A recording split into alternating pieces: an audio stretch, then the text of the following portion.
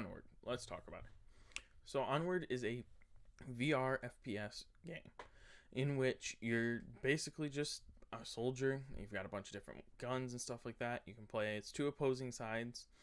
Mostly, this game is designed to be a multiplayer game, although there are a lot of solo player options. For the solo player options, there's things like being able to fight against waves of bots and stuff like that, where they're like AI teams.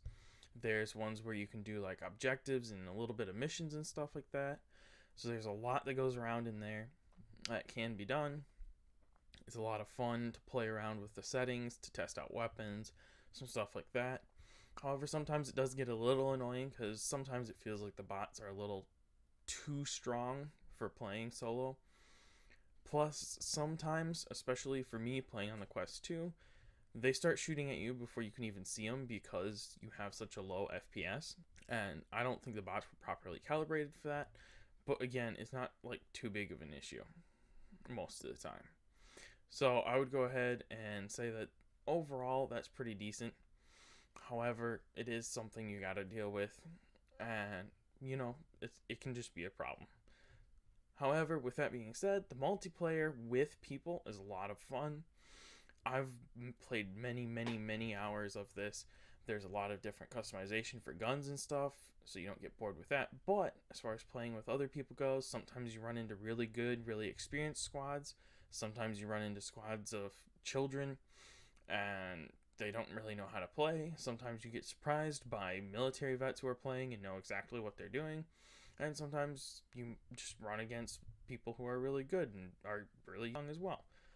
So it's a really wide range of experienced players or non-experienced. You run into some people who are either really hardcore about the game and are like out here trying to beat everybody, or you run across people who just want to, mess around and have fun, play, sometimes they play like hopscotch basically, but with like grenades, smoke grenades. Sometimes they play hide and seek games in the side of there. Not options that are available in the game itself, but just because there's a open chat area before you actually start the game where both sides can talk to each other. Sometimes they have conversations in there and they just decide that they're going to play something else. I've been on groups that have played Simon Says.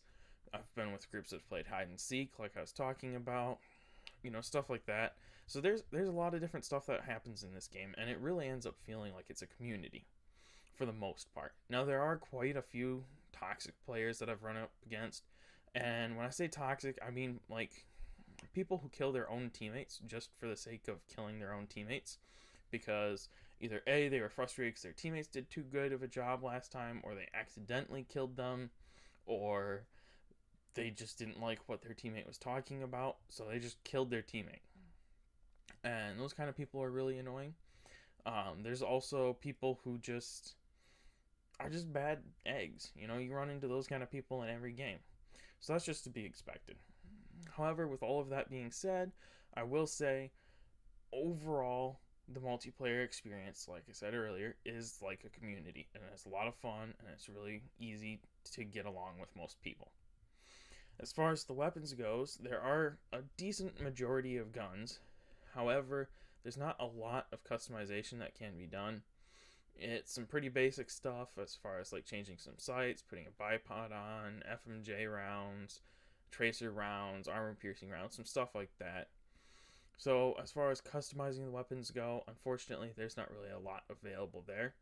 But again, there is quite a few weapons, so that kind of makes up for it. Along with that, they do have a bunch of different options as far as like healing needles, so just health injections essentially, having body armor, carrying grenades, stuff like that. So you do have a bunch of customization that goes in, but it's also strategically done. So you have a max loadout capacity of slots. So you'll have like maybe 30 slots or something like that. And you'll have to divide those slots between your guns, their attachments, and the items you want to bring in with you. So you could choose to run like a grenadier package and have a bunch of grenades, have some heavy armor, and like an RPG with a few rounds. But then you're not going to really have another gun. So there's stuff like that you got to think about too. There's drones in this game, both flying and driving. So there's that gets brought into play as well, where you could have someone who's out there as a scout. There's just a lot of different options.